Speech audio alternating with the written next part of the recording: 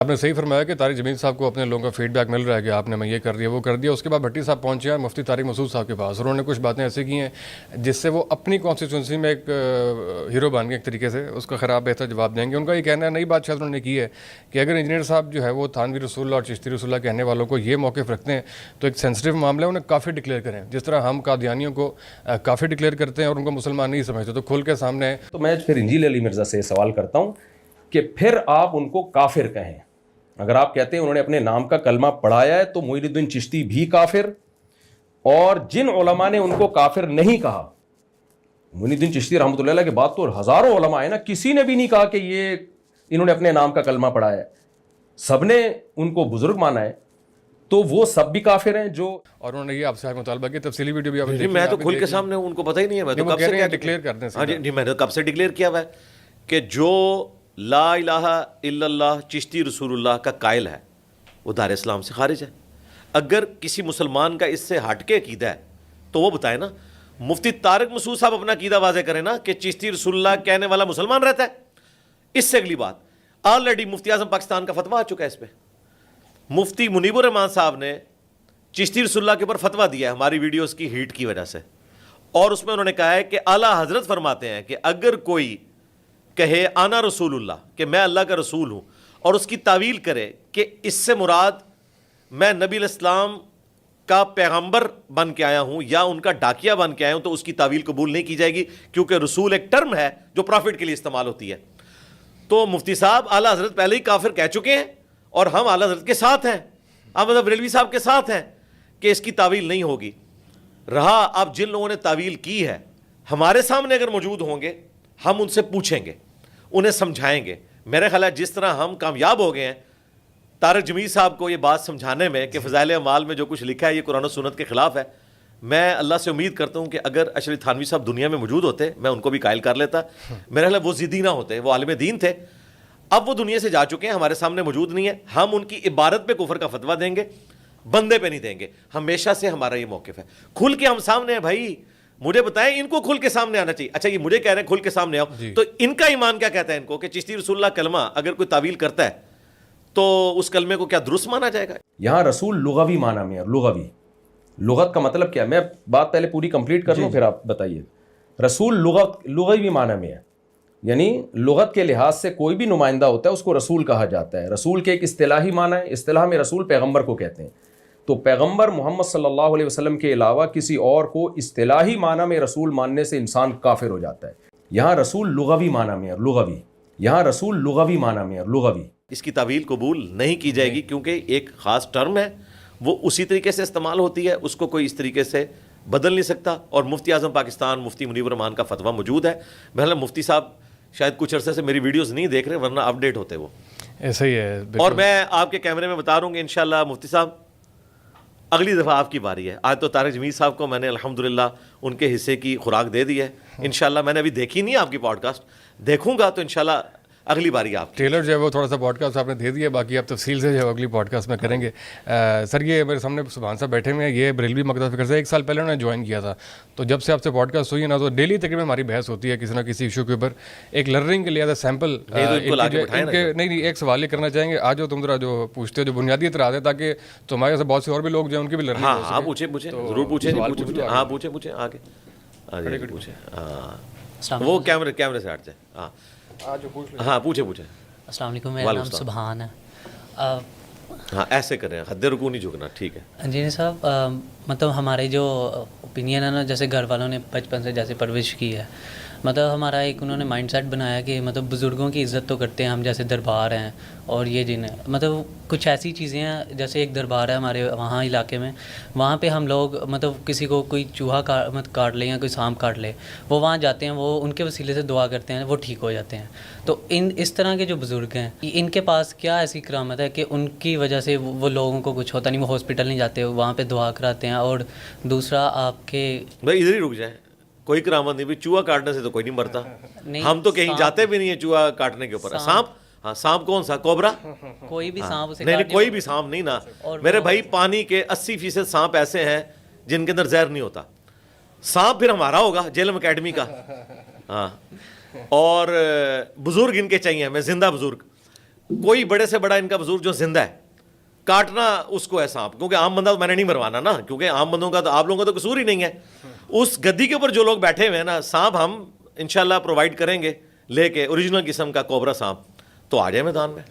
یہ گھوڑا یہ میدان کرتا ہوں میں واقعی. اچھا یہ لوگ جو ہے نا, ہم کبھی راستے میں جا رہے ہوتے ہیں, ہاتھ ہلا کے سلام بھی کرتے ہیں مزاروں کو, اور بہت ساری اور بھی ان میں کافی اصلاح ہو رہی ہے, لیکن اس طرح کے بہت سادہ لوگ ہیں جو بھی اس طرح کے کانسیپٹ رکھتے ہیں, تو ان کے لیے اوور آل اسپیشلی جو بریلوی وقت فکر ہیں اوور آل بریلویوں کے لیے تو ہمارا یہ رڈز ہے نا جی, میرے نبی سا ہے ہی کوئی نہیں, تیرے بابے تے شاہی کوئی نہیں. اگر نبی علیہ السلام نے کہیں فرمایا کہ کوبرا سانپ کاٹ جائے تو کسی مزار کے اوپر لے کے جاؤ, تو ہم تیار ہیں. نبی علیہ السلام نے تو ایسی کوئی چیز ارشاد نہیں فرمائی. جھاڑ پھونک ہو سکتی ہے, وہ بھی اگر صحیح کسی کے پاس کوئی اس طرح کا عمل موجود ہو. سورۃ الفاتحہ کا دم کیا تھا, صحیح بخاری مسلم میں آتا ہے, جب ایک قبیلے کے سردار کو سانپ کاٹ گیا تھا یا کوئی اور جانور بچھو وغیرہ, تو ایک صحابی نے سورۃ الفاتحہ کا دم کیا تو شفا ہو گئی. ہو سکتی ہے, لیکن یہ کہنا کہ فلاں مزار پہ لے جائیں اور کوبرا سانپ کاٹ گیا ہے اور اس سے بندہ کوئی ٹھیک ہو جائے گا, اس طرح کہیں نہیں ہوتا. دوسرا, کیا یہ واقعات صرف مسلمانوں کے ہاں ہے؟ سب سے زیادہ سینچری تو ٹنڈولکر نے کی ہوئی ہیں.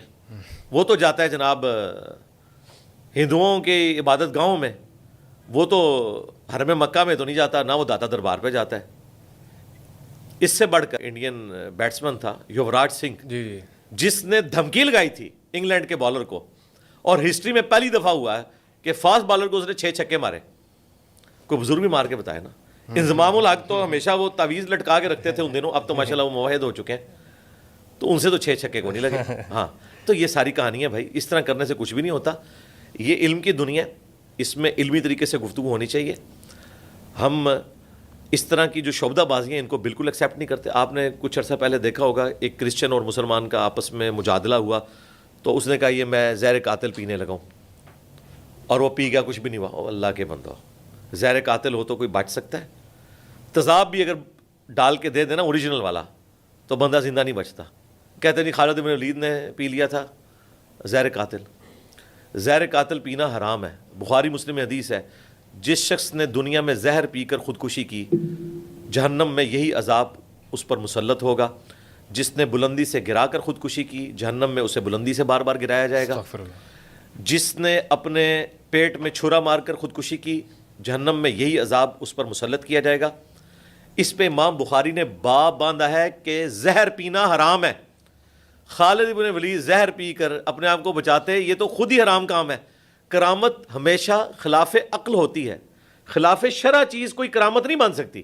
یہ خلاف شرع ہے زہر پینا بسم اللہ پڑھ کے. میں کہنا زہر چھڑ دو, بابا کڈو, بسم اللہ پڑھ کے ساکٹ ہی 2 انگلاں دوے, ساڑی جان چھوڑے, آ جائے. اس سے بڑی بات, سارے بابے ایک بوئنگ 747 بلکہ ایئر بس 380 میں بٹھائیں, اس میں تو 550 بابے آ جائیں گے, اور کاک پٹ سے ہم پائلٹ کو نکال لیتے ہیں. سائنس ذرا کوئی جہاز لینڈ کروا کے دسن, آخرت ہی لینڈ کرے گا, دنیا لینڈ بھی نہیں کر سکتا. یہ سب کہانیاں بنی ہوئی ہیں, جھوٹ ہے بھائی. اور یہ ساری چیزیں ہم بھی سنتے تھے اور بیان کرتے تھے. جب ہم نے قرآن پڑھا, احادیث پڑھی, تو ہمیں پتہ چلا سب کے سب فراڈ ہے. اور دیکھیں یہ کیا بچے کا نام ہے, سبحان. جتنا میں نے ادم مچایا ہوا ہے, رتی برابر بھی کسی بابے میں یا ہوتی نا, تو قبر سے نکل کے تو انجینئر صاحب کو جواب دے دیتا. اتنا برا وقت تو انسانی تاریخ میں کبھی نہیں آیا نا بابوں کے اوپر. ابھی تک تو لوگ ان کے ناموں کے کلمے پڑھ رہے تھے, لوگ ان کو رسپیکٹ دے رہے تھے. ایک اکیلا بندہ کہہ رہا ہے کہ اللہ کے بندو, داتا دربار پہ اگر جوتی کا ٹوکن نہ لو تو جوتی چوری ہو جائے. وہ 2 وکیلوں کی ویڈیو آئی ہے نا کہ 5000 موبائل چوری ہوئے ہیں عرس کے 3 دنوں میں. بابا جی کدھر تھے؟ پہلے تو کہتے تھے کہ کوئی چوری کرے تو انا ہو جاتا ہے, ہوں ریٹائرمنٹ لے لی بابے نے. 1965 جنہوں نے بم پھڑے نے, 2009-10 جڑے بم ٹھوک گئے سن داتا دربار سے, وہ کیوں نہیں کیچ ہویا؟ نہ پہلے پھڑے سن, نہ ہوں کوئی پھڑ سکتا ہے. یہ ہو ہی نہیں سکتا بھائی. دنیا بقدر ایفرٹ ہے. اس دنیا میں حسین ابن علی کا بھی گالا کٹا ہے, اللہ تعالیٰ نے منظر دیکھا ہے, ان کی آخرت بن گئی. یزید پلید کے دور میں خانہ کعبہ کے اوپر چڑھائی ہوئی, غلاف کعبہ جل گیا, اس کے بعد مسجد نبوی کی بے حرمتی ہوئی. اللہ نے یہ سب کچھ دیکھا ہے. آخرت میں فیصلہ ہوگا. ابراہ کا لشکر ایک دفعہ ہی تباہ ہوا ہے, وہ بھی اس سال کو یادگار بنانا تھا کیونکہ نبی علیہ السلام کی پیدائش کا وہ سال تھا. دنیا بقدر ایفرٹ ہے. دنیا میں ایسا نہیں ہوتا بھائی. یہ سب کچھ جعلی باتیں ہیں. اس کو کرامت کہہ کے پیش کرنا تو کر کے بتاؤ نا. کہتے ہیں نہیں تخت بلقیس آ گیا تھا, بھائی اس کا جو انکار کرے وہ کافر ہے. میں تو اس دن مانوں گا جب داتا صاحب یا لال شباز قلندر یا سلطان بہو یا فرید الدین گنجے شکر یا معین الدین چشتی یا باقی سارے بزرگ وائٹ ہاؤس غائب کر کے مارگلا ہلز پہ لا کے رکھیں گے. میں مان لاں گا. دیکھو 3 لاکھ میرے اسٹوڈنٹس اگلے دن نہیں اسی دن ہی بریلوی ہو جان گے.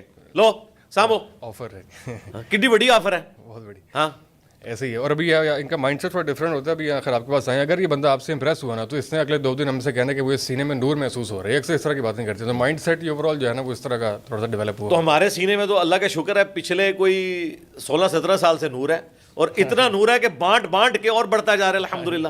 ہم تو سیٹسفائی ہیں. جو ایک خدا کے آگے جھکنے والا ہے نا, اس کو جو اللہ تعالیٰ توحید کی چاشنی دیتا ہے نا, وہ بزرگ بابوں کے ماننے والوں میں آ ہی نہیں سکتی. جو کسی بھی نانگے پیر کو دیکھ کے اس کو بھی سلوٹ کر کے گزرتے ہیں, کوئی مزار دور سے دیکھ رہے ہیں اس کے آگے جھکتے ہیں, پھر ان کو یہ فکر ہوتی ہے کہ فلاں کے آگے نہیں جھکا آگے کیا ہوگا. جو ایک اللہ کے ماننے والے ہیں انہیں کسی چیز کی فکر نہیں ہوتی. ایک اللہ کا تصور جو ہمارے محبوب صلی اللہ علیہ وآلہ وسلم نے ہمیں دیا, ہمیں دنیا کے تمام جھوٹے خداؤں سے, جھوٹے بابوں سے آزاد کر دیتا ہے. ایسے ہی ہے. انجینئر صاحب آپ کے بارے میں جو تاثر ہے کہ آپ پاکستان میں موجود سارے تقریباً مولویوں کے خلاف ہیں یا علماء کرام کے خلاف ہیں, کیا یہ بات درست ہے؟ زندہ جو علماء کرام. نہیں, میں علماء کے خلاف نہیں, ان کے نظریات کے خلاف ہوں. اگر میں علماء کے خلاف ہوں تو میں ان کے ناموں کے ساتھ حافظہ اللہ پڑھ رہا ہوں. کیا میں ان کے پیچھے نماز پڑھنے سے منع کرتا ہوں؟ میں تو جتنے علماء یہاں آتے ہیں نا امامت کے لیے میں انہیں آگے کرتا ہوں. یار اور تو اور چھوڑ دیں, غامدی صاحب سے ہمیں بنیادی اختلافات ہیں عقائد و نظریات کے, کہ انہوں نے چند چیزیں امت کی مین سٹریم سے ہٹ کر دی. ان کے داماد ادھر آئے تھے, میں نے ان کو مین چیئر کے اوپر بٹھایا تھا. نماز کا وقت نہیں تھا, ورنہ میں امامت پہ بھی ان کو آگے کرتا. تو اللہ کا شکر ہے ہم صرف علمی اختلاف کرتے ہیں عقائد و نظریات کے ساتھ, نہ کہ یہ کہ ہم کسی سے پرسنلی کوئی نفرت کرتے ہیں. ورنہ حافظہ اللہ تو نہ کہہ رہے ہو, یہ تو نہ کہہ رہے ہو ان کو چندے دو. اور پھر دیکھیں ہمارے اسٹوڈنٹس اللہ کا شکر ہے ان علماء کی ویڈیوز دیکھتے ہیں. ابھی یہ ارشاد بھٹی صاحب کے ساتھ پوڈ کاسٹ ہوئی, ہماری پوڈ کاسٹ 2 ہفتے میں 1.8 پہ پہنچی ہے, اور طارق جمیل صاحب کی پوڈ کاسٹ 4 دن میں 1.8 پہ پہنچ گئی. مجھے ایک بندے نے ای میل کی, یہ کیوں ہے؟ میں نے کہا اس لیے کہ بھائی وہ جو 1.8 ہے نا ان میں آدھے زیادہ ہمارے اسٹوڈنٹ ہیں, اور جو ہمارے 1.8 ہیں ان میں ان کے بہت کم ہو. ظاہر ہے انہوں نے تو ایک پٹی پڑھائی ہوئی ہے کہ اس کو سننا بھی نہیں ہے. ایسے ہی ٹھیک ہے, اور ہم کہتے ہیں ان کو ضرور سننا ہے. آپ کو مزید یقین آئے گا کہ آپ کا استاد صحیح باتیں کر رہا ہے. ابھی انشاءاللہ تعالی یہ طارق مسعود صاحب کی اپلوڈ ہوئی ہے, این ممکن ہے یہ طارق جمیل صاحب والی پوڈ کاسٹ کو بھی پیچھے چھوڑ جائے. اس کی وجہ یہ کہ ہم لوگوں کو ترغیب دیتے ہیں کہ سنو بھائی کیا کہہ رہے ہیں, تاکہ آپ کو یقین آ جائے کہ ان کے پلے کوئی شے نہیں ہے.